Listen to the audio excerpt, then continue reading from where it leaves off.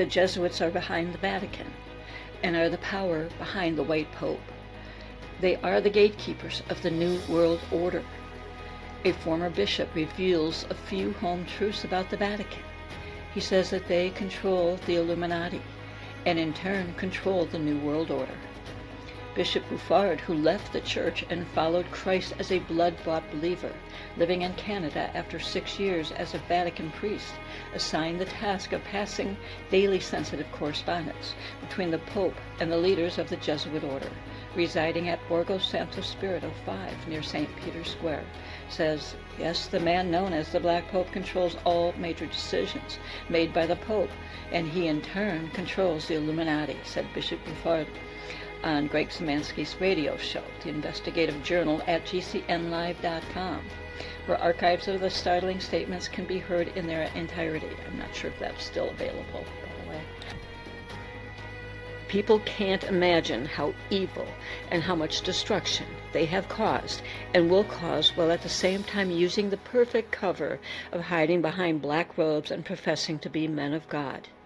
Bishop Bouffard's first-hand knowledge of the evil lurking within the hierarchy of the Vatican, and particularly the Jesuit order, confirms the testimony of other researchers, including Bill Hughes, author of the shocking books The Enemy Unmasked and The Secret Terrorists, as well as preeminent researcher of the Jesuit order, Eric John Phelps, author of Vatican Assassins. Bishop Bouffard claims the evil power of the Jesuits extends throughout the world, including solid infiltration of the U.S. government, the Council on Foreign Relations, CFR, and major religious organizations. And we have words from famous historical figures, many of them. Some of our founders warned us of these people, warned of the dangers. People that have written books about dictators warned about them, said they caused all the wars. So we have a lot of confirmation. Masons have had quite a history with the Jesuits. Freemasonry became rife in the Vatican by the 1970s. Pope Paul VI said, "The smoke of Satan has entered the church." When he passed on, he was replaced by John Paul I. John Paul was going to blow the whistle on how Freemasonry had permeated the Vatican. His reign lasted only 33 days. They seem to be signaling that he was right. 33.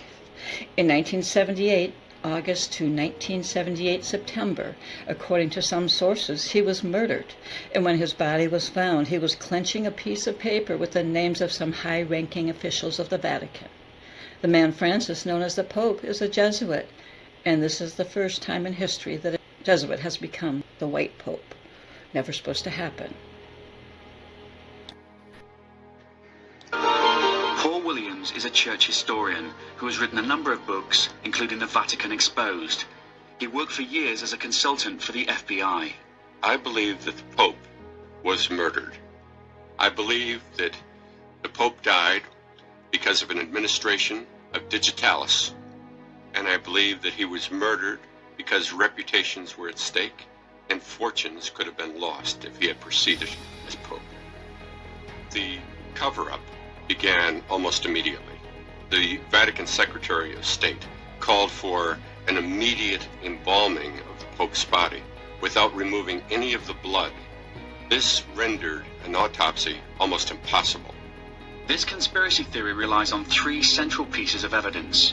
First, the embalming or preservation of the Pope's body was done unnecessarily and suspiciously early. Second, contaminating the dead Pope's blood with embalming fluid was an effective way of masking the presence of a natural, though deadly compound known as digitalis.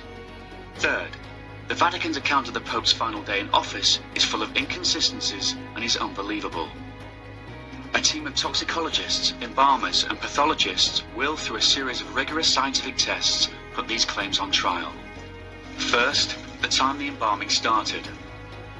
Italian law dictates that the embalming process cannot begin until 24 hours after a corpse or cadaver is discovered.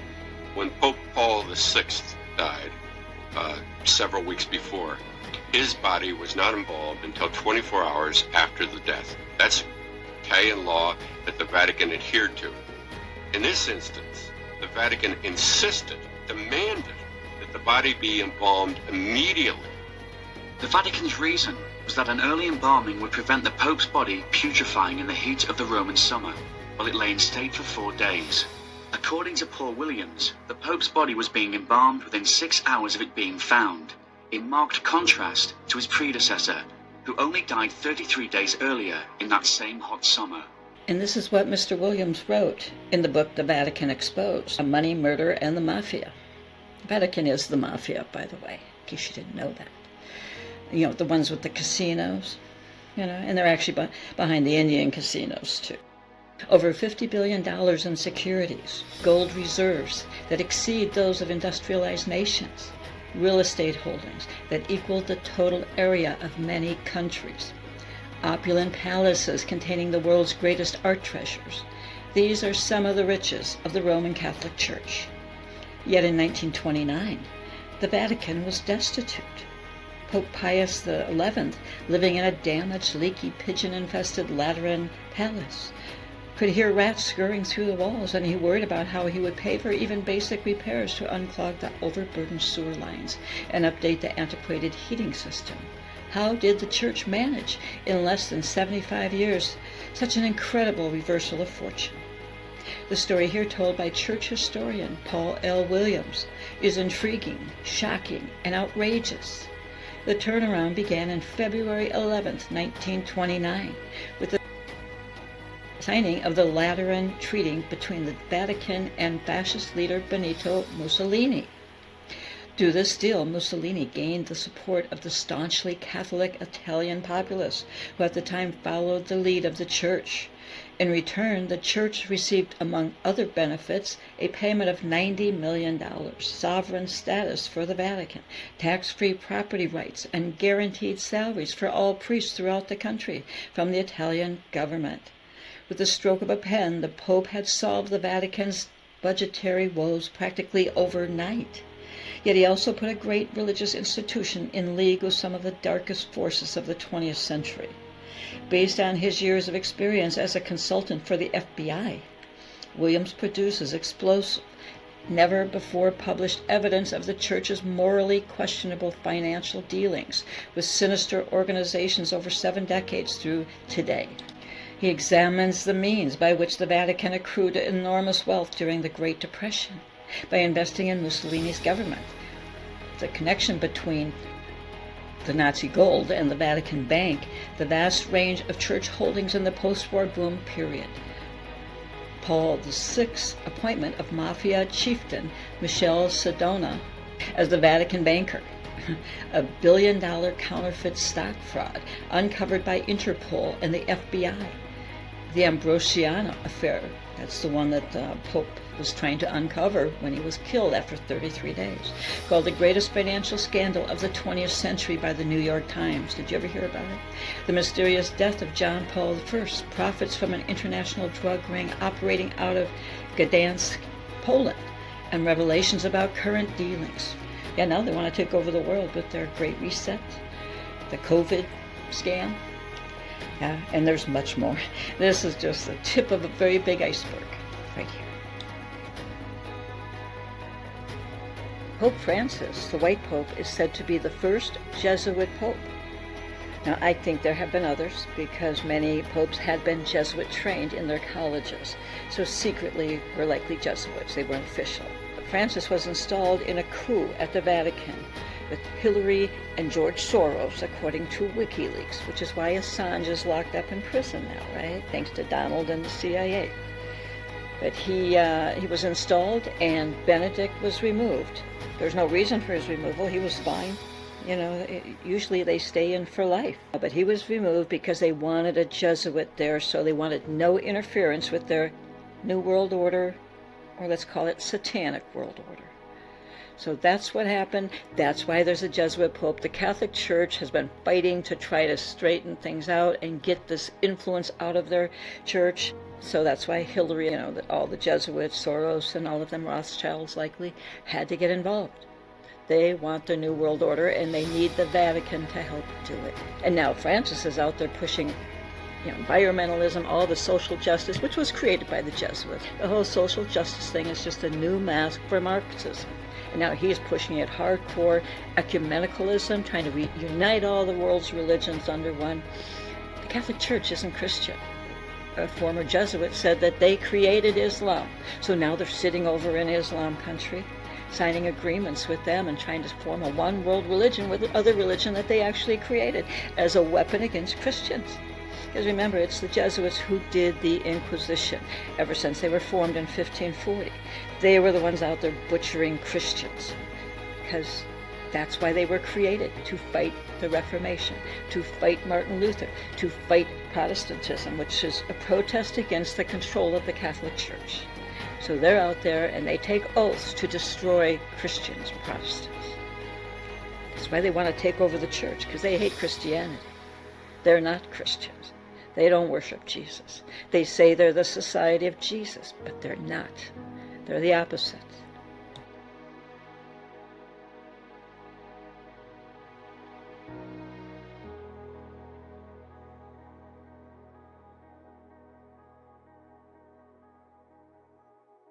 In 1820, Luigi Fortis was elected the Black Pope. During his short term in office, he spent it institutionalizing the Jesuit plan of education into colleges in Europe, Canada, and the United States. And this was the birth of Greek life. And since 1825, all but 2 U.S. presidents and U.S. vice presidents have been fraternity men. Union College, a private male-only school in New York, established Kappa Alpha, the first fraternity.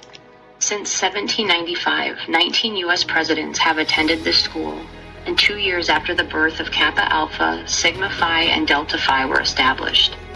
This triad referred to themselves as fraternities, which derives from the Latin word frater, meaning brother. Jesuit established fraternities started spreading to other campuses. National chapters were created, and that is how Greek life began in the United States. The first collegiate secret society was the Fat Hat Club, created in 1750 at the College of William and Mary in Williamsburg, Virginia. President Thomas Jefferson was a member. Thomas Jefferson also wrote favorably about Adam Weishaupt, the founder of the Bavarian Illuminati and Jesuit professor. Although Weishaupt was the frontman for the Luciferian organization, he was actually backed and funded by the black nobility Farnese family. It was the House of Farnese who elevated the Rothschilds into power and moved the Farnese family seat of power to Washington, D.C. This family is one of the most powerful families on earth today. The Farnese family built their Pentagon fortress known as Via Caparola in Lazio, Italy. In their map room, which was designed in the 1500s, includes a painting of the world showing the continent Antarctica. Did you know that Antarctica was not officially discovered until the 1770s? This was around the same time the Farnese family recruited Adam Weishaupt to create the Illuminati and move the Farnese seat of power to Washington, D.C., where they built their second Pentagon. How did the Farnese family know about Antarctica? Interesting to note that the Washington capital is placed between Virginia and Maryland. Did you know that Larry Farnese is a state senator for Pennsylvania? In the book Rulers of Evil, Tupper Saucy explains how Washington, D.C. was built on land that was owned by the Jesuit-educated Daniel Carroll of the very rich and powerful Carroll family. Daniel's brother, John Carroll, was a Jesuit priest and the founder of the Jesuit college, Georgetown University. John Carroll was the priest of Pierre Charles L'Enfant, the man who was hired to design Washington, D.C. with occult symbology, the black nobility House of Farnese. The House of Farnese established the Society of Jesus, otherwise known as the Jesuits, as a military order through the papal bull under Pope Paul III, whose name was Alessandro Farnese. The leader of the Jesuits is called the Superior General, or the Black Pope. The first Black Pope was Ignatius of Loyola in 1539. Before Loyola was the Black Pope, He was a member of the Alumbrados, the Spanish Illuminati, the precursor to Adam Weishaupt's Bavarian Illuminati, which was started in 1776. Loyola was obsessed with fame and had a reputation of being a narcissist.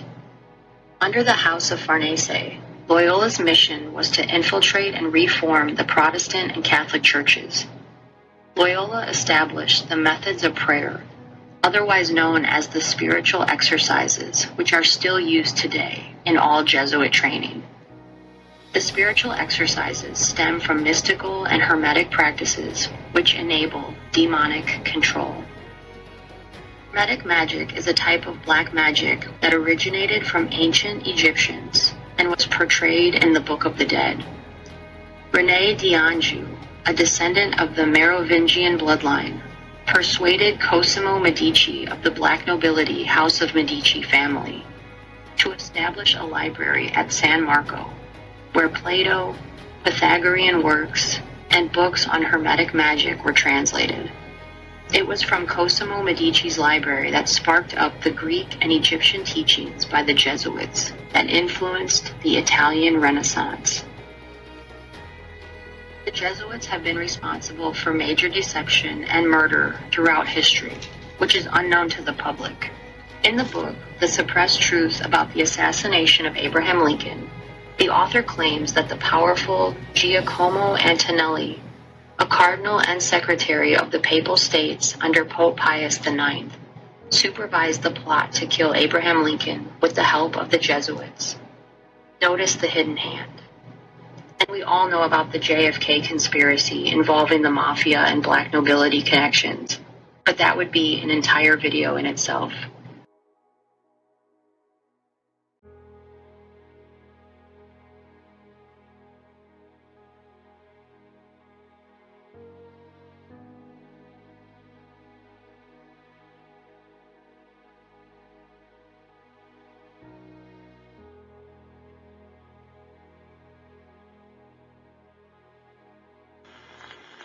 Especially I work in dealing with the infiltration of churches and religious institutions as well as government. That cover a tremendous number of institutions. The purpose of that infiltration was what for? Well, the purpose is what the Roman Catholic system has all the time as her own purpose, is to infiltrate, to penetrate all the areas of life where the Roman Catholic can have control and access for the coming world government. What that means is, in preparation for that world government, the Roman Catholic institution, especially since the establishment of the Jesuit order in 1541, throughout these 500 years, they've been in preparation and through infiltration and penetration of every level of society in order to take over the world politically and religiously.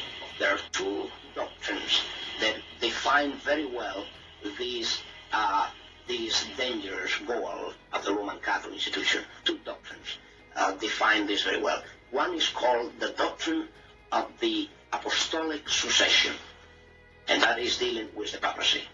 And the other is the doctrine, the temporal power, and that is dealing with world government. Of course, both, because you can see that even the Pope and his own individual office, he meet those requirements. He is not only the head of his church, as he called himself, John Paul II, the present Pope, said he is the pastor of his church. He is not only that, but he is the head of his state, of his country. What that means, he is the head of a political state. Both combinations are in one office there. In prophetically speaking, that is what we see in the book of Revelation. The political power always hand to hand with the religious power.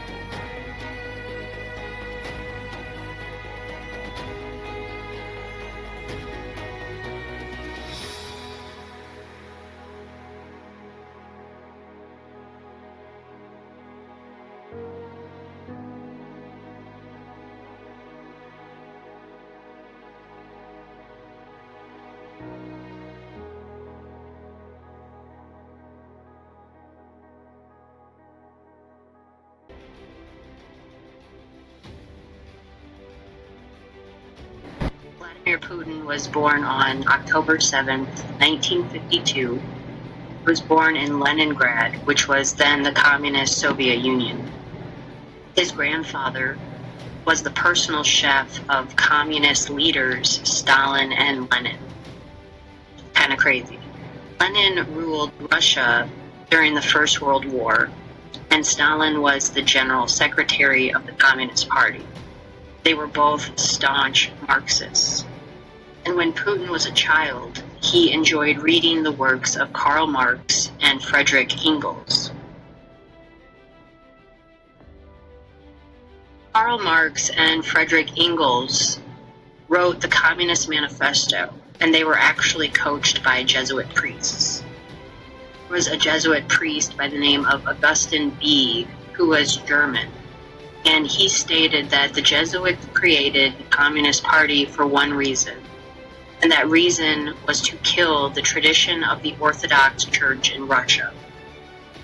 The Orthodox Church in Russia was headed by Tsar Nicholas Romanov at the time.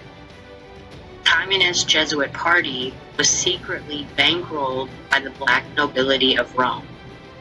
And it was the same time that the Jesuits came up with a master plan by having certain Jews who were loyal to the Vatican write the Protocols of Zion.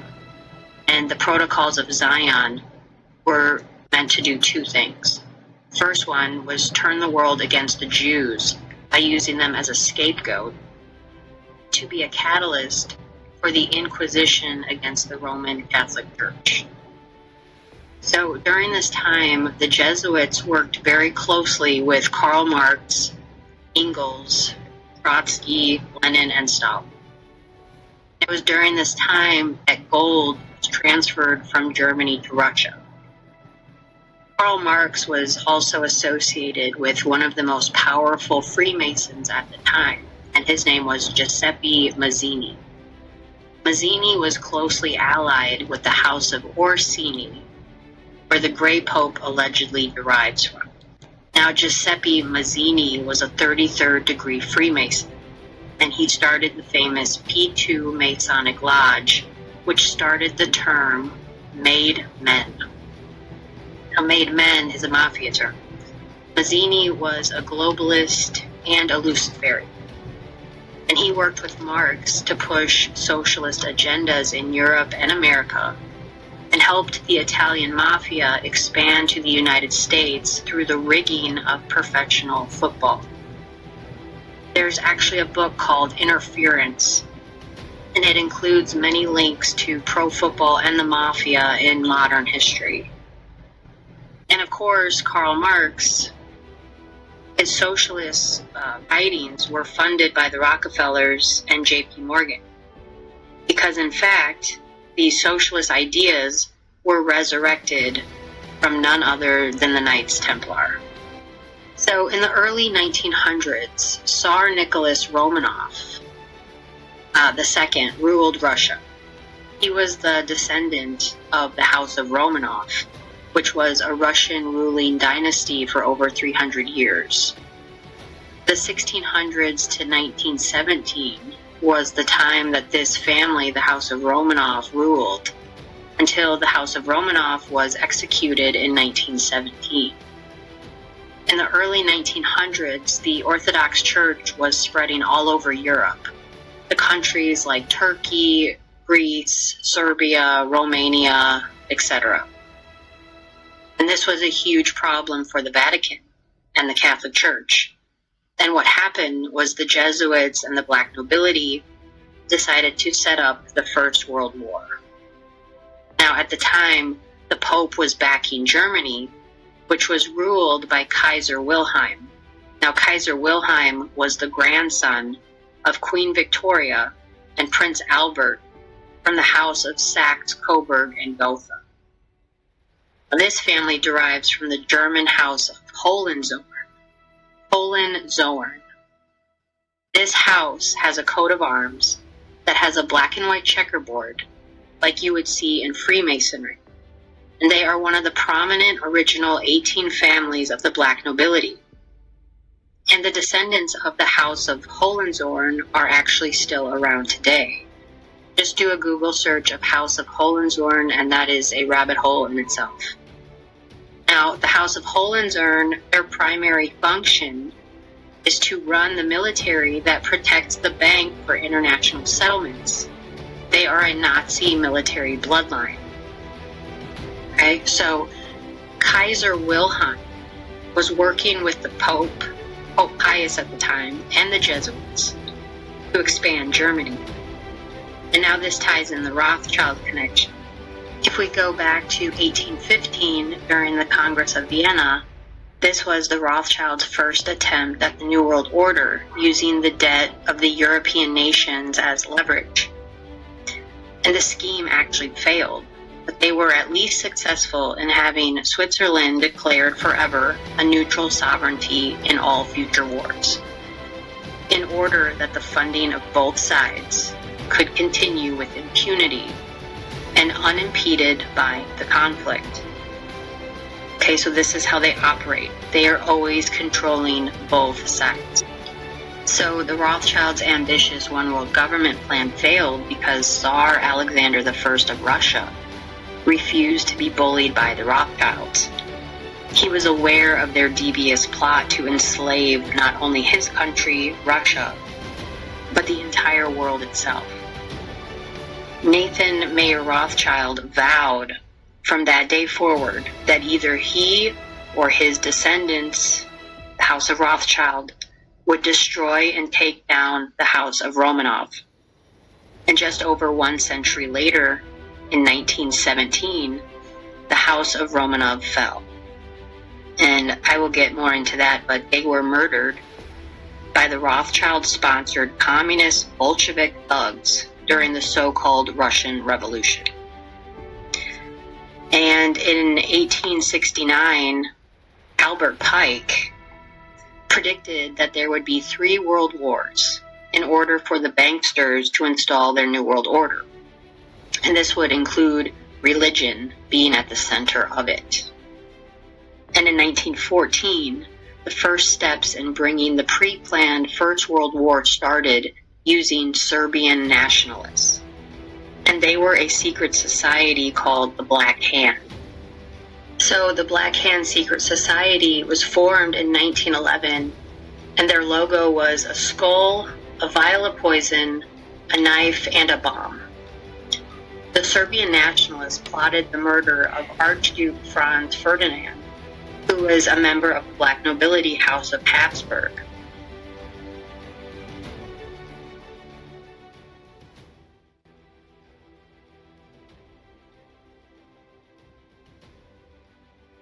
Alex Jones is he publicly lauded Martin Sheen's work. Martin Sheen is a Jesuit temple coadjutor par excellence. No, Joe, I'm with the CIA. We're not saying you're with the CIA. And I wasn't with the CIA 25 years ago when I started out. I was with good elements of the CIA when Donald Trump got elected, tried to take the country back from the because we're under globalist control. The communist Chinese, the EU, Hollywood, the big banks, they say they run this country and they broke its back. So forget the CIA, it's bigger than Coca-Cola. Come at the CIA like it's mysterious or cool, like talking about the post office. The CIA gets its talking points from me, Joe, and other patriots, not the other way around. I run the CIA, Joe. Absolutely, Charlie. It was good to see you a few weeks ago at your home. You are looking great. You're completely clean, aren't you? 100%. You know, here's your first pee test. Next one goes in your mouth. No, you won't get high. Charlie, I've known you for six and a half years or so, and I knew you were completely clean, and then I've known you since. But the point is, now I've never seen you when I was out at your house and talked to you on the phone so energized as you are now.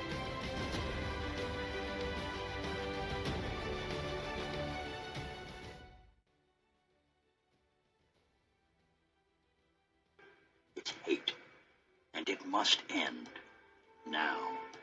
B'nai B'rith, enlightening America and the world.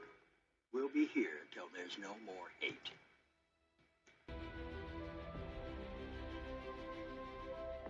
there's a new sheriff in town, and he has an army of assassins. Oh, we must speak of the Vatican assassins. Yes. I don't read anything after it comes out, because I will not waste my precious time on such ridiculous nonsense. But I understand, according to you, that there was a lot of curiosity about the Vatican assassin. And I'm like, guys, it's right there in the thing. Duh, we work for the Pope. We murder people. We're Vatican assassins. How complicated can it be? Oh, my gosh. What they're not ready for is guys like you and I, and Nails, and all the other gnarlingtons in my life, that we are high priest, Vatican assassin warlocks.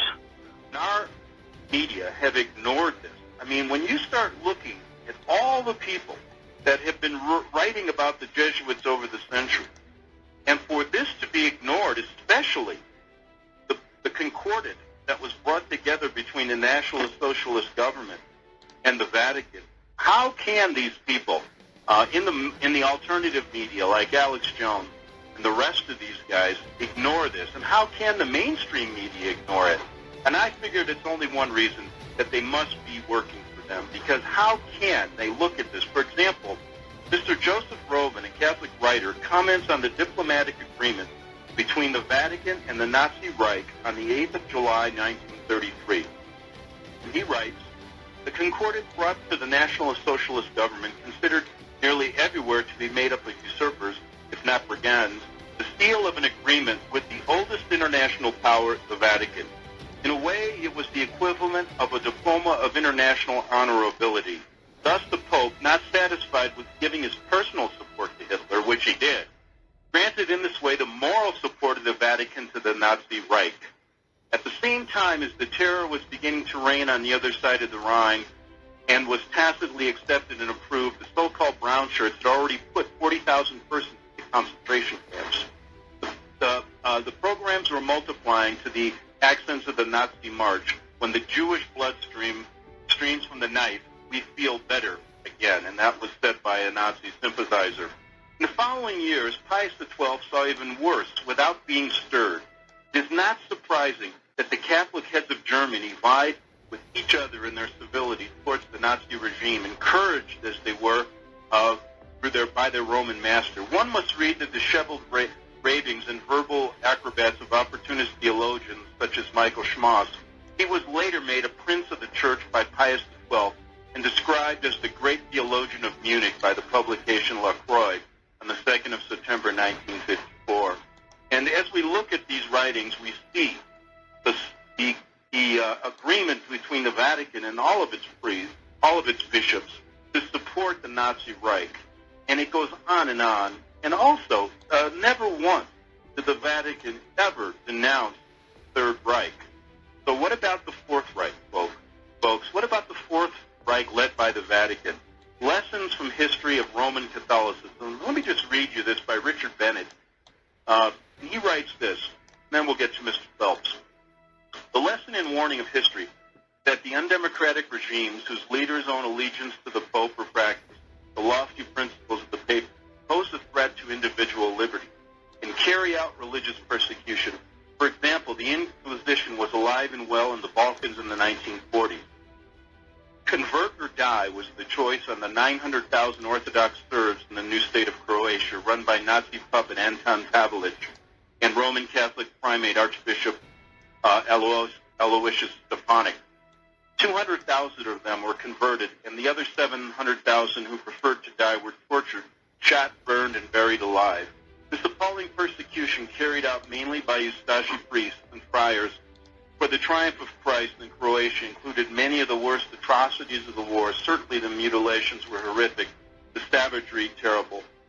Few people know what took place in Croatia during the Second World War. News of it had been simply suppressed. And with that, I want to get to another thing. That's exactly what's happening today. The truth about the Jesuits, the Vatican, and what's happening in our country is being suppressed.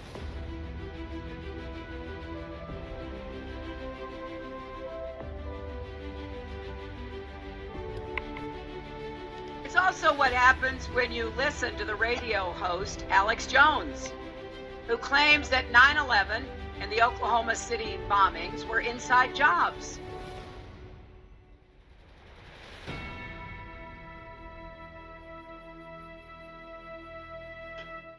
suppressed by the likes of people in the alternative media, and I can name their names, John Stadtmiller and his radio station, Jeff Brent, the rest of these guys, the Alex Jones and GCN, who control most of the alternative media, and many other people, have not given you the straight story. They've not researched history and will suppress this because they are protecting the Vatican so that this Inquisition can take place unabated in America. It's your life, folks. It's the life of your children. And if you're going to just fall for, their ploys, you know what? You deserve what you get. And the mainstream media has proved to be a whore. So now has the alternative media. With that, I want to get to Eric Phelps. Eric, how are you? Doing well, Greg. Pleasure to be with you and your listeners. Yeah, and I wanted to bring that up for the first 10 minutes of the show to show how important it is. Over the years, there have been over 6,000 different books written about the Jesuits over the course of history. And what this French writer said is most of them have been suppressed. And that's why it's important for people like you to come forward and write again and to continue throughout history, to continue writing against them, because they are just making it impossible for people to find truth. Now, I know people in the media are smart as me or you, and they know the truth. They're just suppressing it. And I wanted to get your opinion about how important it is to continue this pursuit of exposing the people who are really hiding the Jesuit and Vatican evils in this, what I call the Fourth Reich. Yeah, well, it's absolutely important because it's the Jesuits who rule the country. And I have a quote in my book by G. Gordon Liddy, who was trained by Jesuits at Fordham, and his father was very intimately involved with the Jesuits there.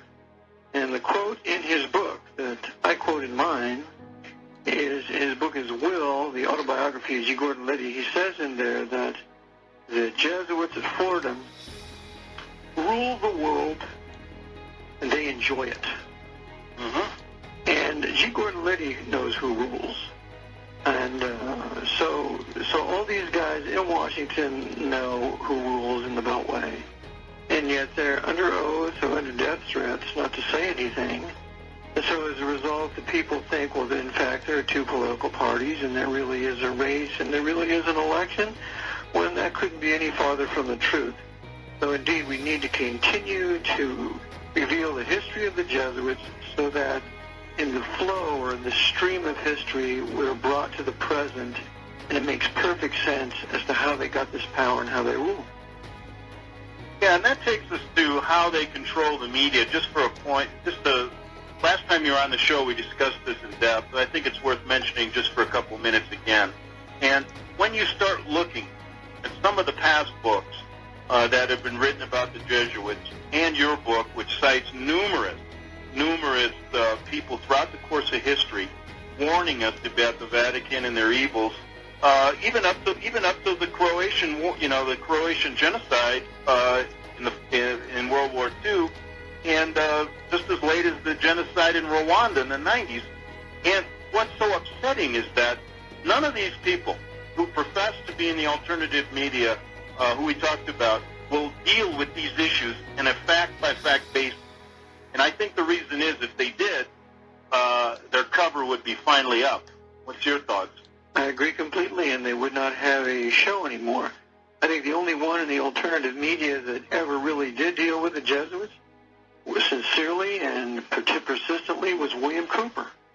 Mm-hmm. And so after they finished killing him, they felt that the main voice of exposing the Jesuits was gone, but little did they know the Lord had other things in mind, that there would be a host of other people now that would rise up and expose them for what they are.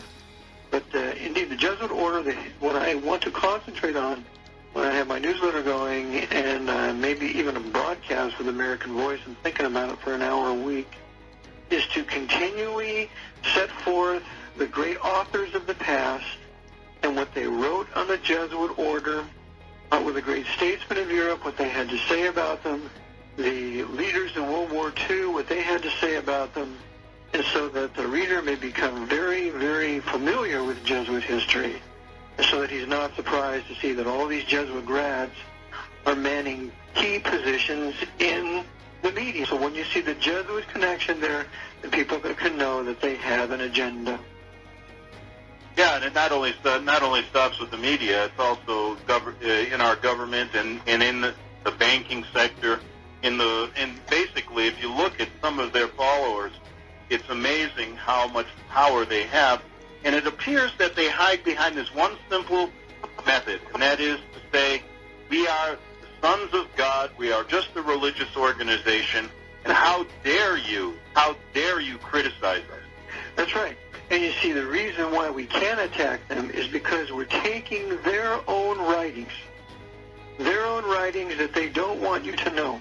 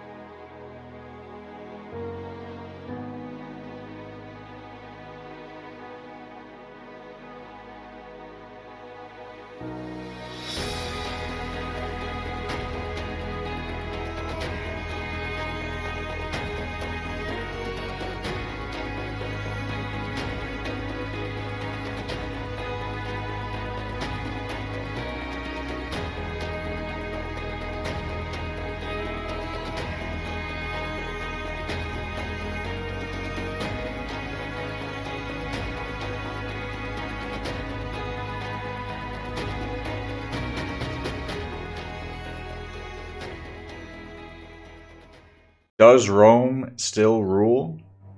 Did Rome fall? Or did it reincarnate? Rome did not fall to the Germanic tribes. In fact, it successfully absorbed and integrated them with their new main executive body, the Roman Catholic Church. This successfully Romanized one of their longest and most dangerous rivals, for now they were Roman in spirit and law. After converting to Roman Catholicism, they also began to adopt Roman law and wrote down their new laws in Latin.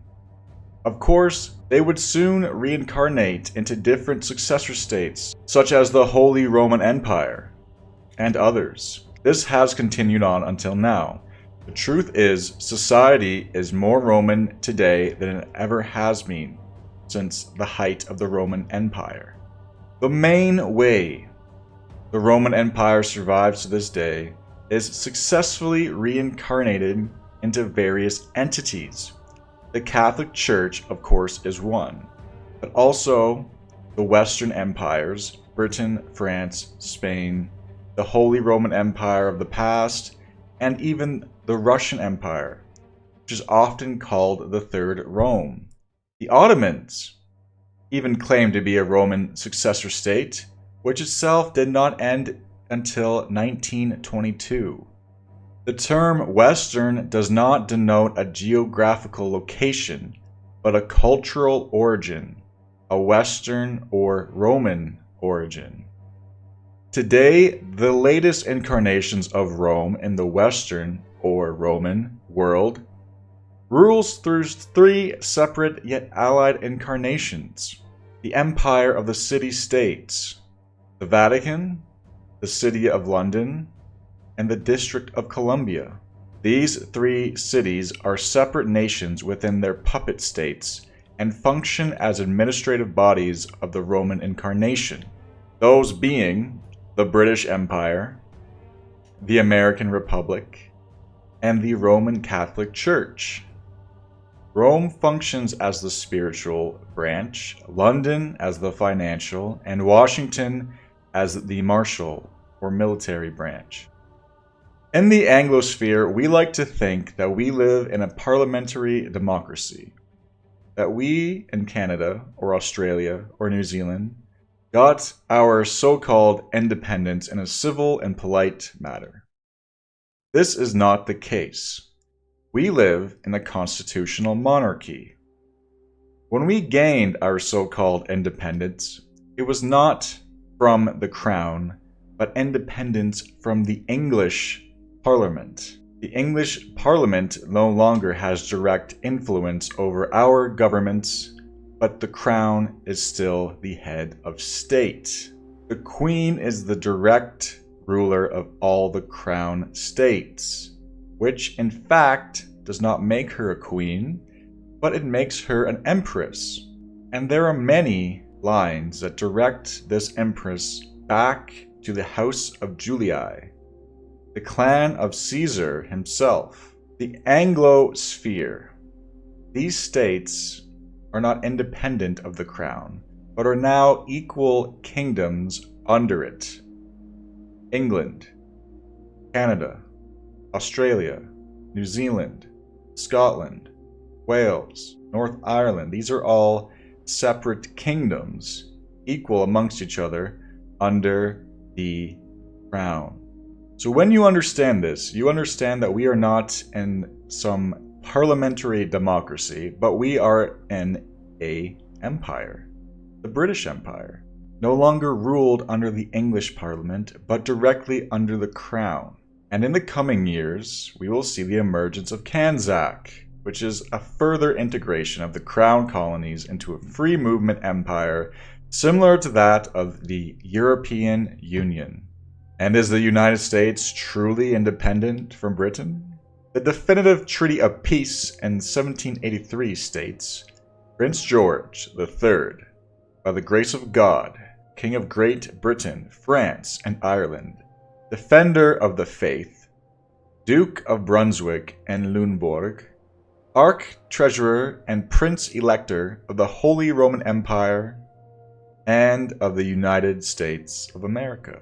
So this treaty states that King George was not only king of the United Kingdoms, but Arch-Treasurer and Prince-Elect of the Holy Roman Empire and the United States of America.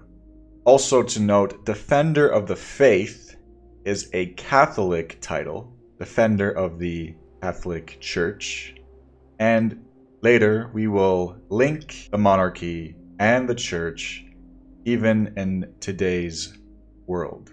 Now, of course, not everyone in the United States wanted this, and this is why this nation still holds a higher level of sovereignty. But the final outcome came during the War of 1812, and henceforth, America and Britain have been acting as the same geopolitical entity, the Anglo-American Empire. What we have to understand is that we still live with an empire. We are not members of a nation built on kinship, but subjects of imperial rule. In the West, there are two different types of government: parliamentary democracies and republics. The parliamentary democracies are ruled by a hereditary king or queen. Their descendants will inherit the throne and act as head of state. The republics base their rule on a form of government which power is held by the people and their elective representatives. But whether we are subjects to imperial rule or citizens of a republic, we are still ruled by an oligarchy. During an election, if a member is elected, he is not held accountable for the way he votes until his term is up. The voter has to have blind faith that the politician will vote based on the platform he has campaigned on. The member can vote however he wishes once in seat. He can vote to go to war, he can enact policies that go against his so-called party, he can do and vote however he wishes. Parties can develop massive plans and policies without the consent of the voter, and the voter can in no way challenge these policies unless there is another election.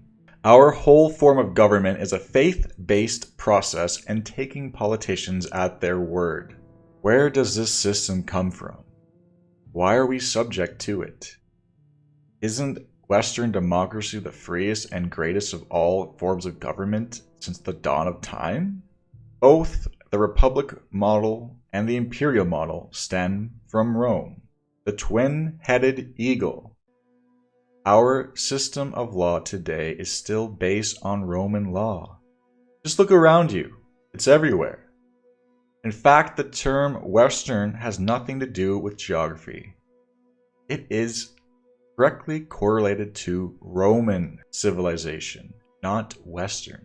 Today, the term civil law and Roman law are used interchangeably within the justice system, and many legal terms still use Latin. The Roman system of law is punitive, not restorative justice. The people of the North and other surrounding civilizations, a completely different system of justice that was based on restoring payment to the party that was damaged. The Roman system of law punishes the offender and takes payment for the state. German legal theorist Rudolf von Jhering famously remarked that ancient Rome had conquered the world 3 times. The first through its armies, the second through its religion, and the third through its laws. He might have added, each time more thoroughly. Most of the world today falls under a civil or common law or a variation of the two. Both stem from Rome. Founding of Rome is shrouded in mystery, but it is clear that Romulus founded the kingdom and there formed the first order of knights, the Equites, from which all knightly orders are derived from today. The various secret societies have their origins from the Equites, the Knights Templar, who would later incarnate as the Freemasons, were a Roman Catholic order of knights. The Jesuits, another order, have their origins and their current headquarters in Rome. The Roman rivals. Rome spread throughout the Italian peninsula and faced off against Carthaginians, Greeks, and surrounding empires. They soon faced off with the Gauls, who eventually sacked their city, led by Brennus and his band of Celtic warriors. This was not forgotten, and will never be forgotten. It is since then, till today, the current and previous incarnations of Rome have targeted the Celts and their descendants. Even today, the Celtic ethnicity itself is brought into question. Here, we can clearly see an overlap between Celtic lands and a specific type of R1b. We can also see an overlap between Celtic lands and the prevalence of red hair. There is clearly a genetic component. Even today, red hair is demonized in our society.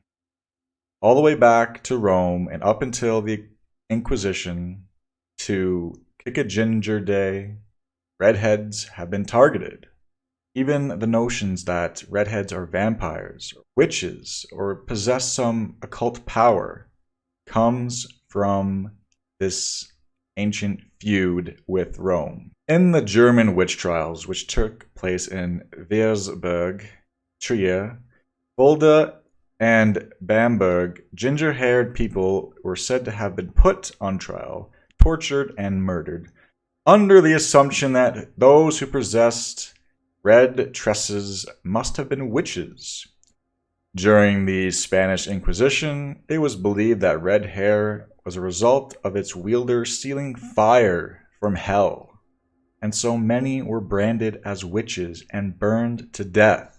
When Rome reincarnated into the British Empire, first people to be colonized were the ancient enemies, and finally, this score was settled. The Irish faced genocide with an engineered potato famine, which is often described as some sort of grand accident or lack of planning on the Irish, which is completely false. The other was the Highland clearance of the Scots, which stripped the herdsmen of their highlands and forced them to do the dangerous work of frontiering the colonies, thus finally achieving the 1,000-year goal of Romanizing the Celts. Red hair was much more common in Europe before the Roman Empire. In many Roman descriptions, Egyptians, Greeks, Thracians are all said to have red hair, a trait nearly extinct in their modern populations. Tacitus noticed in his Germania.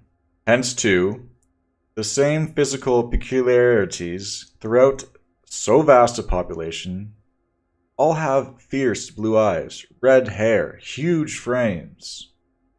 Herodotus described the Bundini, a Scythian tribe from central western Eurasian steppes, as having gray eyes and red hair.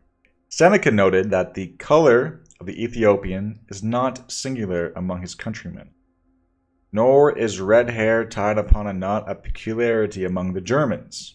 Livy, in his History of Rome, describes the Gauls as tall of stature and having long red hair. Tacitus noted the Caledonians had red hair and large limbs, which he felt pointed to a Germanic origin. And today it is still socially acceptable to discriminate against redheads. It's a group that many celebrate in mocking.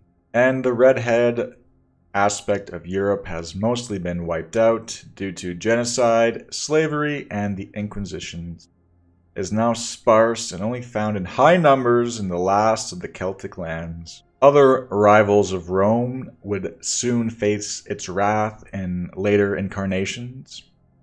The Norsemen, the Balts, and the Slavs were all targeted with northern crusades, forcing them to adopt Roman spirit and law, or face the vast armies of the Church. The Norsemen, or commonly referred to as the Vikings, struck out against the Roman churches in the north of England, and this was not by accident. It was a planned strike of revenge against the slaughter of their southern kinsmen by Charlemagne and the Roman Church. Thus began the Viking Age as a reactionary war against the Roman and its laws and spirit. But soon, greed and promise of wealth slowly integrated the Norsemen into the Roman Catholic Church, like their Germanic brothers to the south did in the centuries before. The last group to fall to the churches of Rome were the Baltic peoples. The Royals and the Vatican. You find it strange that in the year 2021, we still have kings and queens, popes, magistrates, grand ceremonies, semi-religious military orders like the Swiss Guard and the Knights of Malta. Do you think that this question has even entered the minds of 99% of people on this planet while they go on in their day-to-day mundane life?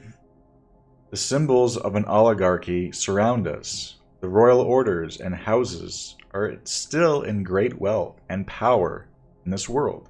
They are seemingly forgotten by the masses, for their focus is always on the politicians, who are more like administrative pen pushers than actual rulers.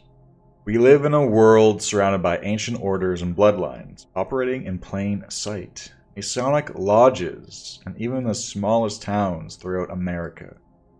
A group that claims heritage from an ancient order of knights. And speaking of knights, people today are still being knighted by the Queen and demand to be addressed with the given title, Sir, Lord, Lady, Baron. They are still in today's world. The Pope as well, surrounded by the Swiss Guard, an order of knights to protect the Pontifex Maximus, a man who claims to be in direct contact with God. The Pope is the spiritual leader to over 2 billion people on this planet, and billions of dollars flood the church's coffins every year. They pay no tax, they heed no equal, and they are one of the longest operating institutions in the world. The head of the Jesuits is called the Black Pope, and he is said to even be higher within the Roman system than the White Pope.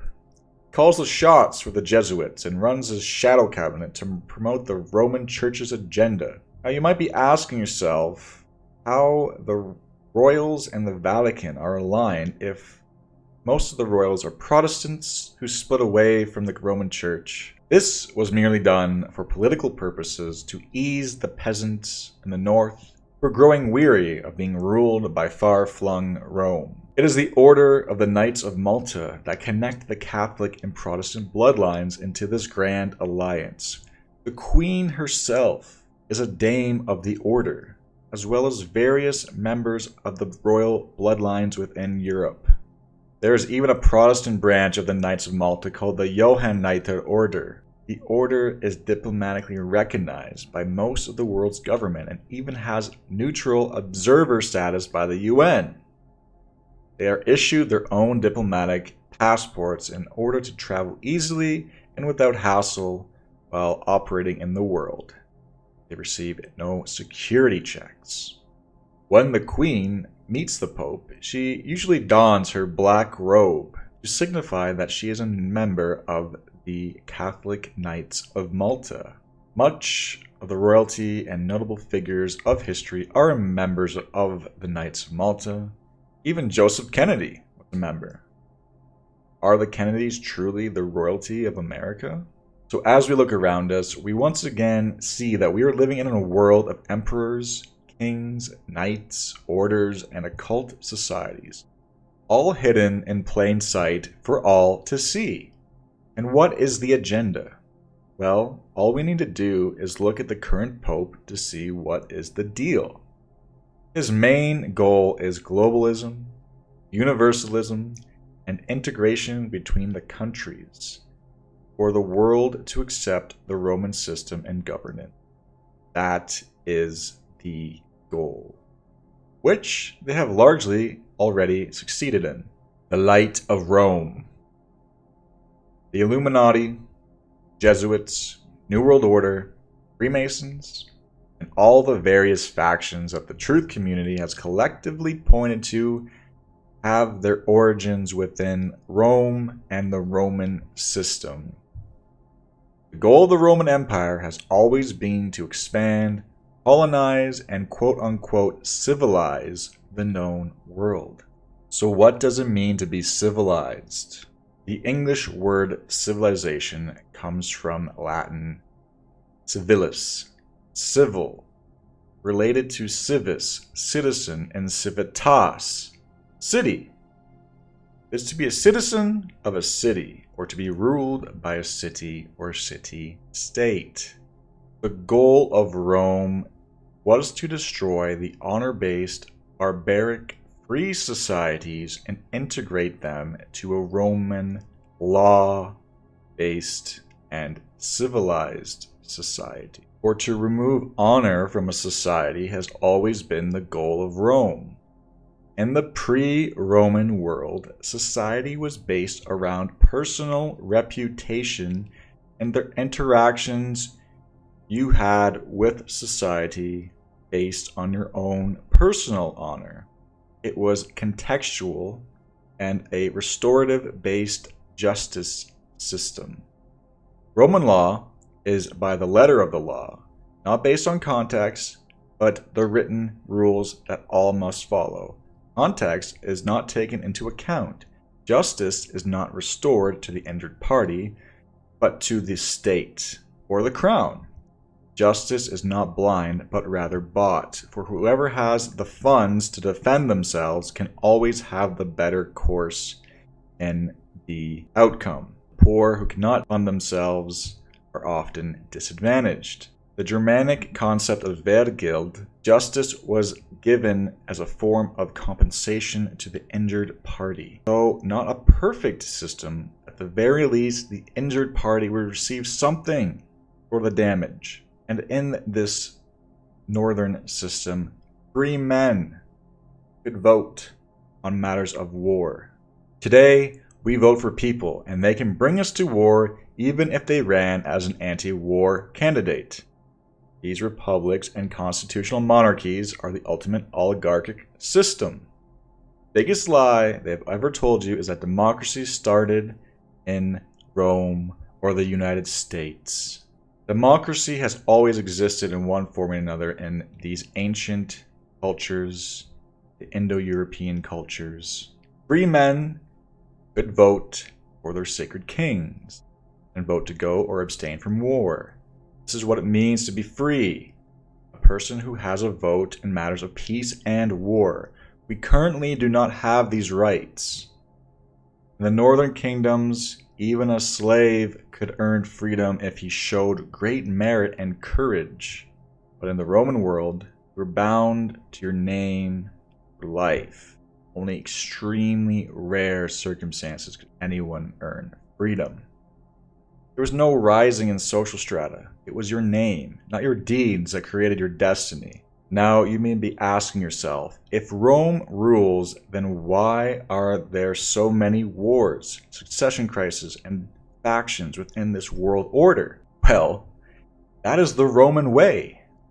The way of intrigue, of knives in the back, of scheming in the shadows, of betrayal. Et tu, Brutus?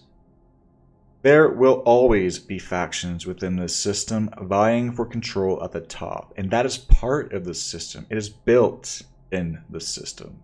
That is exactly what they want. To be a backstabber, a betrayer, a schemer is to be Romanized. The goal of the Roman Catholic Church has been to Romanize foreign peoples and steal and conceal their occult knowledge. This was most obvious with their conquest of the Celtic peoples and the subsequent hunting down and slaughtering of the Druids, the priest class. All the knowledge that they stole from the Druids, they took back to Rome to be stored in their secret vaults. Soon this knowledge was all accumulated at the Vatican Library, where hundreds of rare books on occultism and psychic power are hidden from the masses. Rome, and then later the Holy Romans under Charlemagne, went throughout Europe to destroy all the knowledge in sacred areas of the Celts and Germans and Slavs. Groves were cut down, Druids were put to the sword, and nobles were betrayed. America and Rome. Out of all the past and current reincarnations of Rome, the United States is the most glaring in terms of the overlap of the two societies. The United States is a bread and circus society.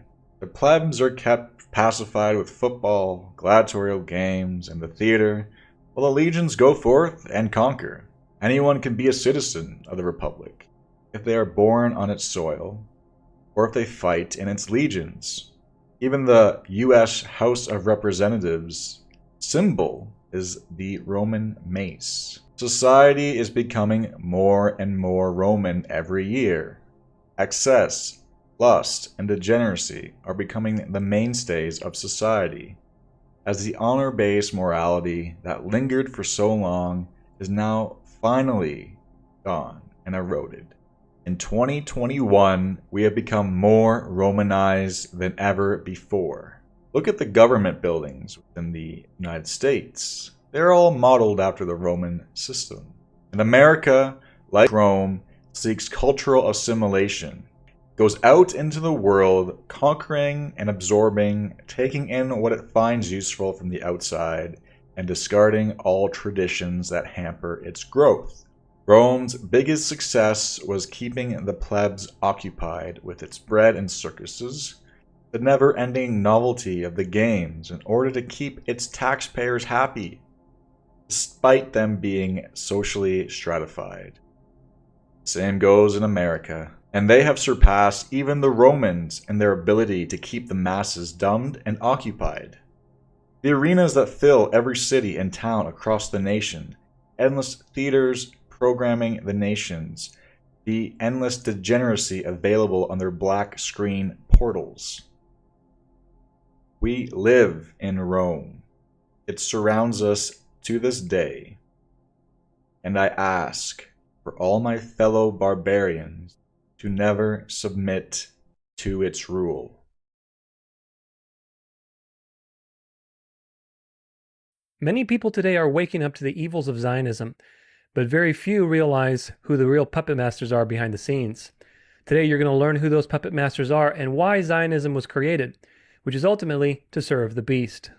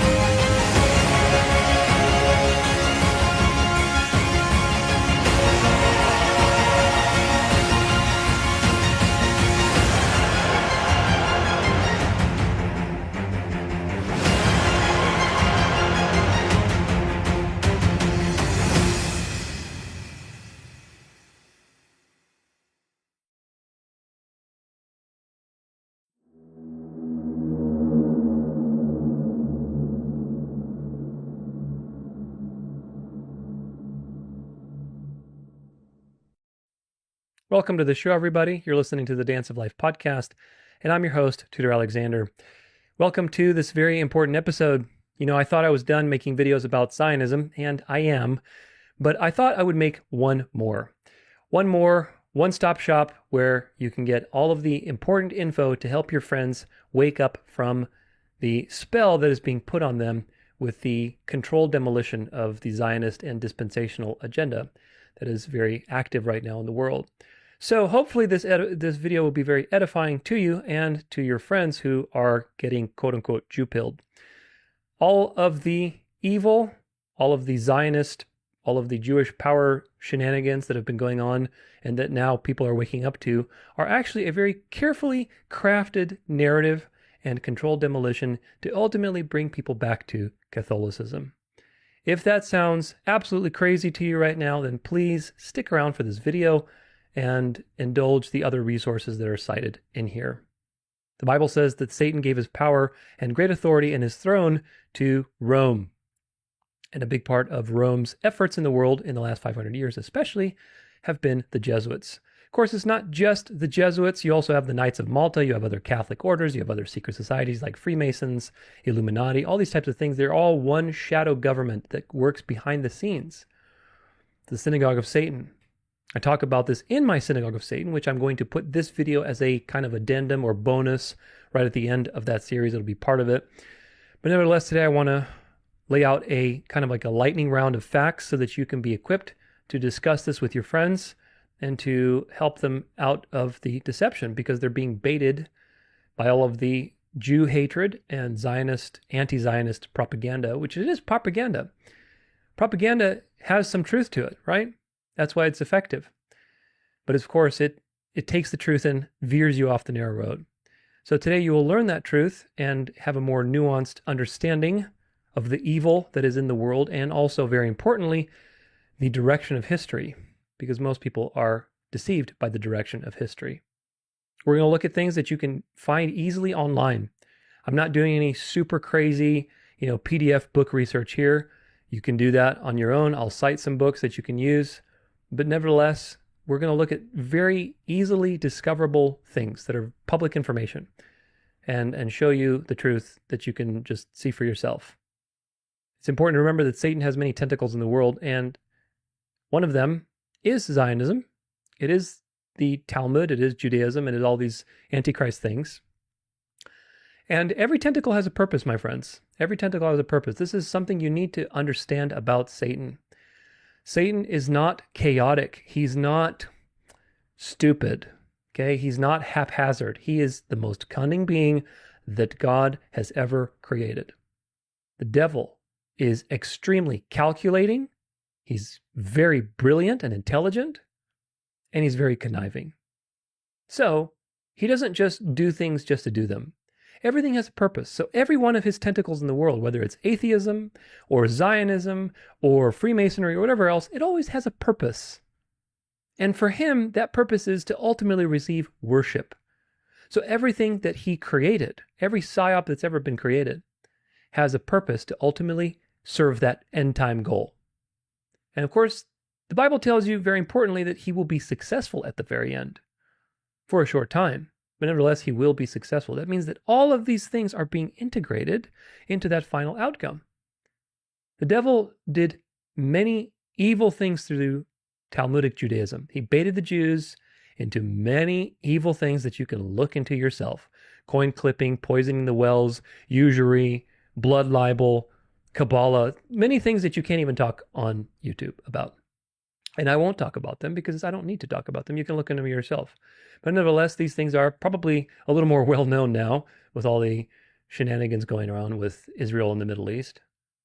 But nevertheless, all of these things now, what was the purpose? What was the purpose? If no psyop of the devil is ever wasted, and the devil is not chaotic but extremely calculated, what was the purpose for doing all of these evil things through the Jews and baiting them into all these Antichrist activities? Well, the purpose, my friends, is very simple. Satan did it so that he could ultimately have a cakewalk in using the Jews as a scapegoat. When the Jews said, "We have no king but Caesar," and pledged their fealty to the power of the Antichrist on earth, which of course that was the succession of the satanic throne throughout history, Babylon, Persia, Greece, Rome. When Jews pledged their power to Rome, we have no king but Caesar, their fate was sealed. The Jews who rejected Jesus, their fate was sealed to be intertwined with the devil. And that's been the case, and you'll learn that again today throughout history. So the Jews are just a scapegoat, and they're going to be a very easy scapegoat. Do you get it? All of the evil things that I listed off and that you're learning through the news and all the mainstream things that are going mainstream now, that it's coming on this undercurrent that is bubbling up through the surface. All of these things are so easy. They're so obviously evil that, of course, if you question them and you say, well, it's not entirely the Jews, it's more nuanced than that, people will look at you funny and, think that you're a dispensationalist or whatever. It's not true. Just like when you point to Trump and you say, well, Trump's not the good guy, people think, oh, you're a Democrat? It's not how things work, my friends. Both sides are controlled, and everything that's happening to you in the media that's being revealed is a controlled situation. The devil is the god of this world. He is not going to be exposed on mainstream awareness. The majority of people are going to be deceived. So the things that you're seeing in the mainstream media, where they are exposing the Jews and all of this undercurrent of evil activity, and people are starting to realize, oh my gosh, we're getting Jew-pilled. Do you really think that that's the final thing? Like we found it, we found the heart of darkness and everybody's waking up to the devil's schemes? Or is it just a controlled demolition to bait you in a particular direction with a little carrot of things that are true to ultimately do a bait and switch and flip you into the final trick? The collapse of Zionism is going to be used, and it's being used to destroy Protestantism once and for all, and ultimately to destroy the Jewish identity so that it can be reinvented in Catholicism. Once the Jews are converted, there will be no more obstacle to enforcing obedience to the pontiff through Sunday sacredness, through this religious delusion, through this religious system. There'll be no more obstacle, folks. The Jews are a real problem for the devil. Of course, he had that plan from the very beginning because he knew that the Sabbath is a command. The devil knows God's word better than everybody else. He knows that the Sabbath is God's special day, that's what identifies God's people when they rest in him also physically. And he knew that by getting the Jews to do all of these evil things, he could make the Sabbath seem like such a disgusting, despicable thing that you never want to do. And that was the point. If you study the early church history, which I have in my Lord's Day series, a 17-hour, 18-hour series or something like that, you can learn lots and lots of history in that series. How there's nothing new under the sun. In the beginning, when the church was being persecuted by the Roman Empire, and there was pressure on the Christians not to look like the Jews, because at first, actually, the Jews were persecuting their own kind, and then the Jews revolted, and the Romans started persecuting the Jews. So throughout this whole time, there was a lot of pressure on God's people to not do the Jewish thing. Don't be like the Jews. Don't be like those, evil Jews that are revolting or being gluttons or being legalists. So many different ways that the devil used the Jews as scapegoats to make the Sabbath seem so undesirable and wicked, or, like the ceremonial system or whatever else. Legalistic. Resting in God is a delight. We're not legalists by enjoying a day off from work and from spending time mindfully with God, with gratitude on our mind, exploring nature, studying the Bible more, having fellowship. These are wonderful, beautiful things that help you reset, and they give you strength. And at the end of time, my friends, whether you like it or not, the Antichrist power will come back into the world. It's already in the world, but it will be back in the sense that people are going to marvel after this power. And this power is going to want obedience. And one of the main ways that it will obtain obedience, and it has obtained obedience historically, is by enforcing its own way of worship, which is to stop activity on Sunday, the first day of the week. I am not an Adventist. It's not about Sunday laws. It's about obedience. And if you understand history and the direction of history, you understand why this is going to be such an issue and why the Jews need to be converted. so that they can destroy all options for you to hide. Because once the Jews convert and you have these rabbis that are saying they saw the light of the Eucharist and they saw the light of Sunday now, and Jesus is our Lord, and we're going to rest with him on Sunday because that's the resurrection day. Join the new covenant. When you have all these rabbis pointing the finger at you and calling you a Judaizer, and people calling you demonically possessed or a heretic or whatever else, you know that the time will be near. So whether you listen to me right now or you find my words foolishness or you get insulted by what I say, that is up to God. I hope that God will open your eyes and open your ears if you're listening to this and help you see what you need to see, because there are more. It's not as simple as it's being made to seem. Zionism is very evil. Dispensationalism is a delusion. I've talked about these things hours upon hours upon hours in my various videos on end times materials. But there's more behind the scenes. There's an evil power that seems like it is the will of God on earth. And that evil power is Rome and the papacy. And that papacy, that unit that controls the Jesuits, of course, people say, is it the Jesuit general? Is it the Pope? Is it the papal families? Who cares, really? It doesn't matter. At that point, they're all in communion with the devil. But Rome is the one that controls the world, folks. And you need to learn your history. And today, my goal would be to help you do that. So subscribe, like, share, comment, share with your friends, help them out of the delusion. It's kind of like that movie Maze Runner. I don't know if you've ever seen it. There's actually a few of them, but kind of spoiler alert. They get out of this maze and then they wake up that are another maze. And so that's the way this whole thing works with psyops after psyops after psyops. People are waking up to the psyop of dispensationalism and Christian Zionism. And if you're not careful, the next psyop is there ready to devour you. And that's my goal with this video, is to help people come out of one psyop and avoid the other. Because the entire point of revealing to you part of the truth is to devour you with the next thing. So don't be devoured. Soon we'll have to worry about these things a little more, but nevertheless, God will be with us. So do not panic, but rejoice. Rejoice, because as you see these things come to pass, as you see a charismatic revival in the Middle East, as you see Sunday laws worldwide, as you see a technocratic image of the beast coming to life, religion and politics merging, as you see more monarchical styles of ruling, these things are signs of the very, very end. And that is something to rejoice. I don't think the world has more than 10 years. I could be wrong. But nevertheless, I don't see the world going into the 2040s. Let's put it that way. So the time is near. And we have to evangelize people in the meantime from things like dispensationalism, Christian Zionism, even lukewarm Protestantism, having a more narrow faith, or conservatives, people who are, hardcore trad, whatever, traditional, and getting quote unquote Jew pilled. They're actually getting Catholic pilled, my friends. They're actually getting Catholic pilled. You think you're getting Jew pilled, you're actually getting Catholic pilled if you're not careful. It's like you got a pill and it's actually something that you don't think it is. So there's a lot to talk about, and we're going to lay this out in historical order.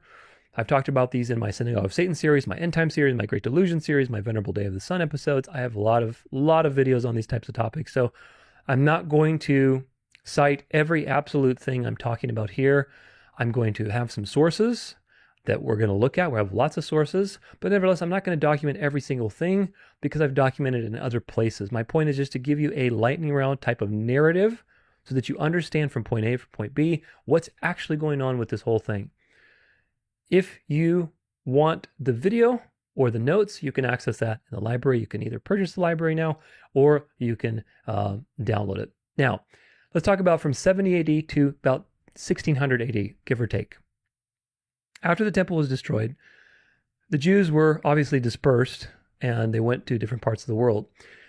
After that, they had other revolts, like the Bar Kokhba revolt, and I forget the other one, but nevertheless, there were these other revolts, these people that were coming around, they're messianic figures and trying to lead an army against the Roman power. And of course, they failed. They failed miserably and they were totally destroyed and they had to flee and disperse and everything else.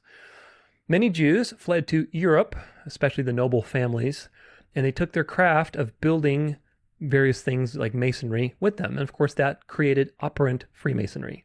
Freemasonry, if you look into it, was originally a Jewish thing.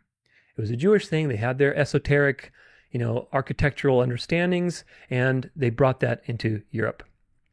Eventually, a couple hundred years down the line, the original Templars had some Jewish blood in them, and that was a part of their motivation for going to Jerusalem, to going back and doing the crusade, because they wanted to find the treasures that their families had left behind. But anyway, for 1,500 years, the Jews were nobody. By and large, they were nobody. They were a ragtag, nomadic group of people. They were kicked out of 100-plus countries for all their shenanigans that I mentioned earlier. And everybody knew and hated the Jews. They hated the Jews, and they had good reason to hate the Jews. Christianity had no sense, absolutely zero sense, that the Jews would return to their homeland and build their own state again, because they believed that God was done with the Jews. That was a very clear thing in Scripture and also in history. Various false messiahs came at different times, like I said, from even after 70 AD, all the way through, the 1500s, 1600s. And all these false messiahs basically, had national ambitions. They wanted to rally the Jews and have a nation again to some degree. But these things were not mainstream. They never really got off the ground. You can't say that they were actually mobilizing the Jews into some huge thing where there's this giant immigration towards the Holy Land and they're trying to set up a state. That never really happened. They were just these philosophers and writers, and they had, very little success. Nevertheless, the Jews always wanted a materialistic salvation. Even in Jesus' time, the Jews were obsessed with returning back to the empire that they had with Solomon. They thought Jesus was coming to usher in a golden age. Sound familiar? And basically, take care of the Romans and everything else. So the Jews always had that desire, and they still have that desire today. And that's an important point to remember, because that desire was manipulated by the powers that be to create the current movement of Zionism, which of course is also being collapsed. So the question is, what changed? What changed that is so important? Well, I'll tell you what changed, and that change was the Reformation. The Reformation was a serious problem for the papacy, for the beast, because it threatened to destroy its hold over the world. Especially you had the printing press. At the time, you were also dealing with the Ottoman Empire. People were leaving, to the Americas. It was a mess. It was a total mess. So the Jesuits were formed in the 1500s, 1534, to basically take care of this problem. The Jesuits were the, like the CIA, secret ops, PSYOP division of the Vatican. Of course, the Vatican didn't necessarily exist as the Vatican at that time, but of the papacy. And their role was to infiltrate, governments, infiltrate Protestantism, assassinate people, shape culture, create revolutions, do anything possible to stop this problem, and to bring ultimately people back to the Catholic Church. One of their first orders of business was to change how people interpreted Bible prophecy. Because obviously, if the interpretation that the Catholic Church is the system of Antichrist and the papacy is the man of sin, that's a real problem. You can't really operate in the daylight if people are looking at you and say, hey, there's the devil. And so that's a real problem. So they had to do it in such a way where the Catholic Church was not the enemy, and the Catholic Church and the Jesuits could hide in plain daylight and do their shenanigans and operate without being discovered. So you had key Jesuits, Francisco Ribera, Manuel Lacunza, Robert Bellarmine, all created modern Jewish-focused futurism, which really is dispensationalism. They wrote these various treatises and commentaries on Revelation and basically created the idea of, the 7 years of tribulation, the state of Israel, the third rebuilt Jewish temple, all these types of things that eventually made their way into Protestantism. And I talk about that in my Great Delusion series quite a bit, so you can check that out. There's also Luis de Alcazar, who wrote the first commentary on Revelation as a preterist. There were some, scant, handful of people maybe before him, probably about 100, 150 years before him, that were preterists, and they had some preterist ideas. But look, any preterists love to say, people talked about preterism as far back as Eusebius. Eusebius was not a preterist, man. Eusebius's commentary on, Luke 21 or Matthew 24 being about the destruction of the temple does not mean that Eusebius was a preterist. Okay? If people were preterists and the majority of Christians were preterist, then there would have been no reason to get Revelation back in the canon. Revelation was the last book to be added in the canon. Okay? And by the way, it was written after 70 AD, but nevertheless, I talk about that in my End Time series. But nevertheless, it was added to the canon in like the 4th century. It was the final book to be added. Why would it be added if people thought that the Bible had to, or the Revelation, the book of Revelation, had to do with the Jews in the past? Yes, Matthew 24 and Luke 21 have some preterist fulfillment in the sense that they are having to do with the destruction of the temple in 70 AD. That's not all they have to do with, because there's double fulfillment. There are double issues going on there. But Eusebius recognizing that that was part of that was having to do with the destruction of the temple, that's anybody can do that. That's obvious. So that doesn't make him a preterist. So why is this important? It's important because for the most of church's history, nobody was a preterist. Nobody thought that all of these warnings of Thessalonians, Revelation, Daniel, everything else had to do with the Jews in the past. Until really Luis de Alcazar published his commentary on Revelation and eventually infiltrated Protestantism with that as well. So nowadays, a lot of people are preterists, and they don't realize that preterism is a false teaching and it's designed to take your attention off the Antichrist power and move you into the New World Order, the New World counterfeit Christian order. But anyway, I digress. It's important to understand that both futurism and preterism were alive before these Jesuits. Futurism especially, futurism was kind of the more common way people were interpreting Revelation, but they didn't have this idea of, the third rebuilt temple, a Jewish state, a 7-year tribulation. This is all nonsense. They did believe in a literal 1,000-year millennial reign, and there was some future sense to that. Of course, you can't blame them. They didn't have that much historical context. Like the early church fathers, when they were reading these things, they didn't have that much historical context, so they read it literally.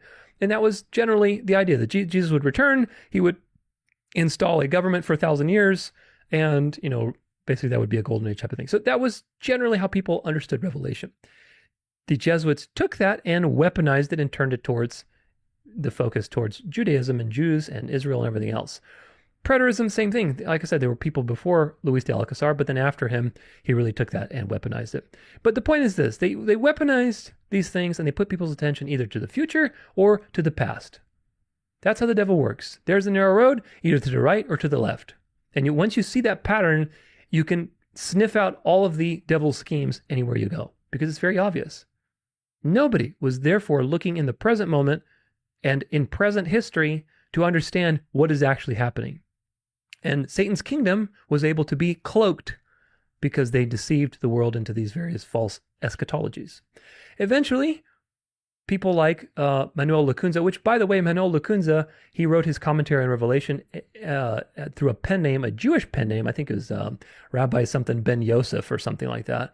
So a Jesuit is pretending to be a Jew to get his basically commentary out there and avoid any responsibility. So that should tell you everything. But nevertheless, that commentary eventually reached people like Irving and Darby in the Plymouth Brethren in England, and the rest, as they say, is history. Schofield was probably a Freemason. At the very least, he was promoted by Freemasons. He was also a puppet of the Rothschilds. And of course, everybody knows about the Rothschilds and the Oxford Press and all of these things that are so controversial, but most people don't realize that the Rothschilds are actually the guardians of the papal treasure. Rothschild, that means red shield. So let's read about the Rothschild really quick. This is a site I've looked at before. It's called The Rothschilds or Jesuits, and you can look at it.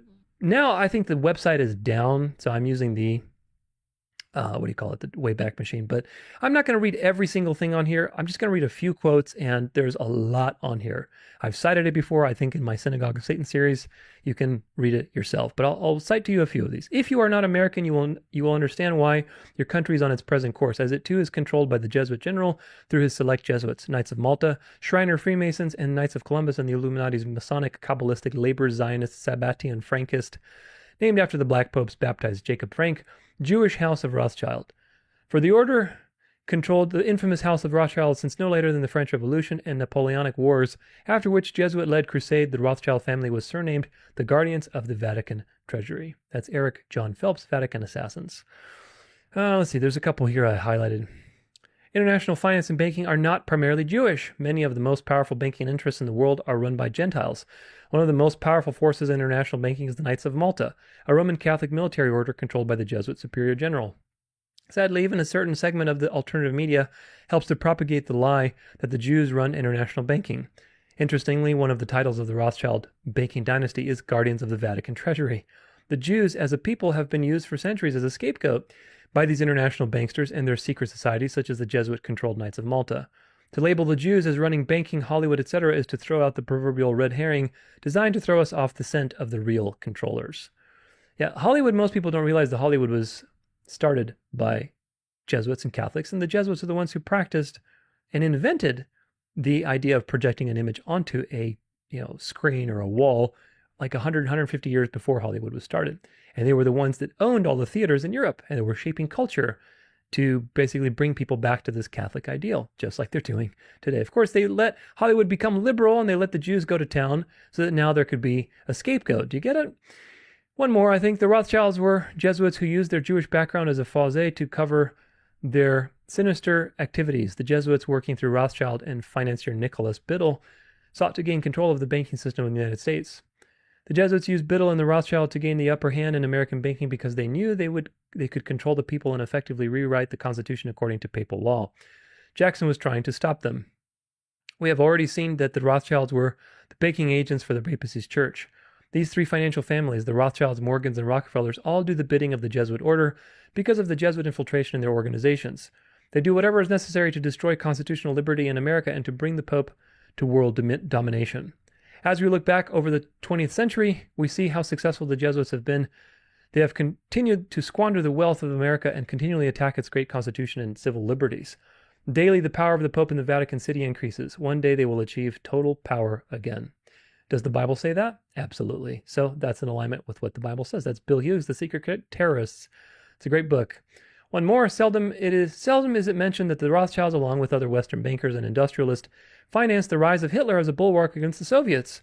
The ultra-right wing falsely describes the Rothschilds as Jewish bankers when in fact the Rothschilds are interwoven with the Catholic Church and jointly with the traditional mafia and the American CIA, interlocked with the Vatican Bank, which was pro-Nazi. Which, by the way, the CIA, you'll find out today, was founded by Knights of Columbus, Knights of Malta members.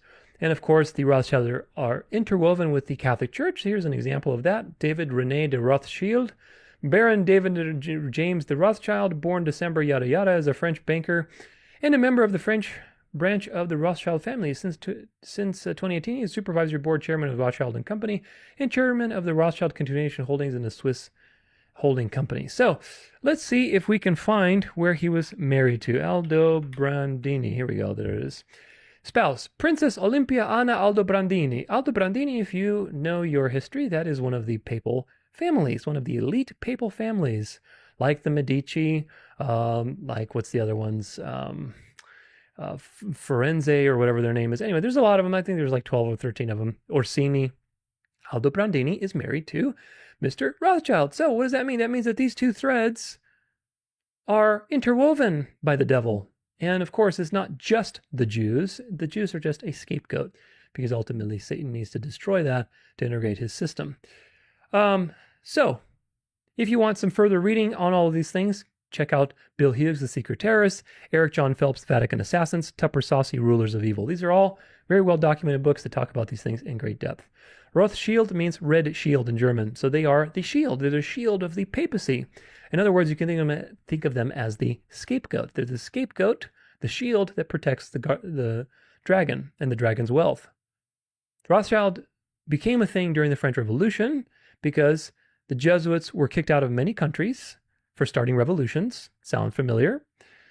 They were kicked out of, I think, 100-something countries. They were extorting tons of money. They had their, what do you call it? Oh, what's the name of those little bases in the reductions? The reductions in South America. They had the reductions in South America where they were practicing basically Catholic communism, oppressing the Guarani Indians there and basically being treated as gods and extorting them millions, probably, I mean, in today's world, probably billions and billions of dollars worth of, trade and everything that they were extorting. And the monarchs found out about it. They realized that they were running this entire kingdom under the nose of all these monarchs and doing whatever they wanted with it. So they kicked the Jesuits out. And of course, this was a real problem for the Jesuits because they, needed to have control. And so they realized, okay, we need to get rid of these monarchs. We need to get rid of these monarchs and create a situation where there's a temporary way that we can basically fool everybody into thinking that they're in control, but we're actually in control until the plan is complete and we can go back to a monarchical system. So the Jesuits fomented the French Revolution. I have a whole episode on that. I've talked about that quite a bit. But they used secret societies plus central banking to infiltrate countries, create revolutions, lend money to both sides, and ultimately take control of both parties doing that. So central banking plus infiltration and revolutions, that was their formula. And they did that over and over and over again since the French Revolution in many places. Meanwhile, Protestantism was completely oblivious to these things because of its destroyed eschatology. They were looking at the Jews and dispensationalism and all the nonsense that was happening in the 1800s. So the Reformation changed the direction of the Jews as a people because Satan had to hide his empire on earth. The Jesuits, many original Jesuits were Jews, by the way, before they had the blood laws. But the Jesuits were formed to infiltrate and destroy Protestantism. And because of the climate in Europe, with the monarchs hating the Jesuits and turning on them, the revolution needed to happen. Something needed to change. We need a new system of government. That's why the French Revolution basically installed this system that we have today, which is the two-party system. You have democracy, quote unquote, which is, left side and right side. You have conservative, liberal. But these are just dialectics, folks. These are dialectics to give people the illusion of free will and basically the illusion of self-governance, which really allowed them to infiltrate their people into these governments, control the agenda, while you, as a goyim looking on the outside, think, oh, wow, it's going to the left, it's going to the right, I got to vote more next time, or whatever else. And the agenda is still going the direction they want it to, but you have the illusion that basically it's, being led by the people. Just like they used, or I should say, just like they destroyed eschatology to blind the Protestants from the true danger on the earth, the two-party system blinded people to the hidden hand behind the scenes, which of course are secret societies, the Jesuits, and so on. Atheism was also created as an opposite to Catholicism. Ultimately, the role of atheism and ultimately communism was to destroy society and destroy everything that was sacred, destroy the family, destroy sexuality, destroy everything, so that Catholicism and Catholic social teaching could come in and rescue it. See my videos on the Jesuits and communism, especially in the Synagogue of Satan series, the chapter on that. Communism is not a Jewish thing, folks. It's not. The Jesuits developed communism for 150 plus years before the French Revolution, and they got very good at it. Once the French Revolution happened, they were instrumental in exporting it eventually to China, Vietnam, Russia, South America, and so on. And I document all of that in my video. Does that mean the Jews weren't involved? Absolutely not. The Jews were definitely present. But one thing that people don't realize is that the Jews who were present were secret society pawns that couldn't care less about actual Jews. If you look at pictures of Marx, Lenin, Trotsky, all these people, they all had pictures with their hand in their coat. Okay, they're Freemasons. Okay, they're secret society, devil-loving Jews. And they're not really, you can't even call them Jews, really. They're just, who knows if what level of genetics they have, whether they're Ashkenazi or something else. But they're people who say they're one thing and they're not. Synagogue of Satan. The Synagogue of Satan is not just the Jews. It is people who say they are followers of God, because the Muslims have secret societies too. The Jews have secret societies too. The Christians have secret societies. Everybody has a secret that they hold, and they're saying, oh, I'm a Christian, I'm a Jew, I'm a Muslim, I love God, or whatever else. And on the back end, they're all holding hands and worshiping the devil. So this is what you're dealing with, folks. You're dealing with a duplicitous system. But nevertheless, the Jews are present, and of course, today they are the scapegoats of communism and the communist things. But if you dig deep enough, there's always a hidden hand behind these things. All of these people were puppets. They were secret society members with multiple identities and duplicitous ways of being. Nevertheless, the French Revolution was an inflection point in history, a very important inflection point. Because, why? Well, because of several reasons. It created the two-party system to move the agenda forward while people are being ignorant and thinking that they're the ones controlling it. So that's deceptive government. Eventually, that two-party system would be so broken on purpose, which is what's happening now, that people will demand going back to monarchies. And of course, when they do demand a king, when they do demand monarchical rule, then by that point, everything's ready. The Jesuits have taken control of the world through Rothschild banking, central banking, revolutions, infiltrations, assassinations. They've done that very much over the last 250 plus years. And now they're ready. So that's why all of these things are collapsing, and we are going back to religion and politics being united, people wanting a more monarchical system of rule, people basically starting to hate the Jews again. All of these things are going backwards in time to where they used to be because everything is ready now. When the French Revolution happened, the monarchs were out of control. The Jesuits didn't have control over the world. So they had to subvert all these systems and then go back to them because they want monarchs. A monarch on the throne is much better than having, a two-party system. Are you kidding me? When you have a monarch that's a puppet pledging his power to the Pope, then that's way better for them. So they want monarchical rule. They want a monarchy. But the problem wasn't monarchy, it was the monarchs. Do you get it? So they had to destroy these systems, infiltrate all these governments, make sure their people are in power, make sure their banking system controls all the finances, and then they can call the shots and go back to their preferred system of government, which is monarchical system. Nevertheless, another thing that the French Revolution did was to create communism and, of course, destroy Christian countries like Europe, Latin America, and Russia, which all would set a precedent for Catholicism to come in and rescue them later. Religion, really, organized religion. Meanwhile, while they're doing all these things with, creating the two-party system, communism, they're subverting Protestantism with bad eschatology, infiltrators, to the point where you make Protestantism look so ridiculous between Christian Zionism, woke ideology, prosperity preaching, charismatic movement, all the things that have happened in the last, 150 plus years, that people will be so embarrassed of Protestantism, especially when the final card is toppled. And of course, that card is the Zionist card, which is happening now.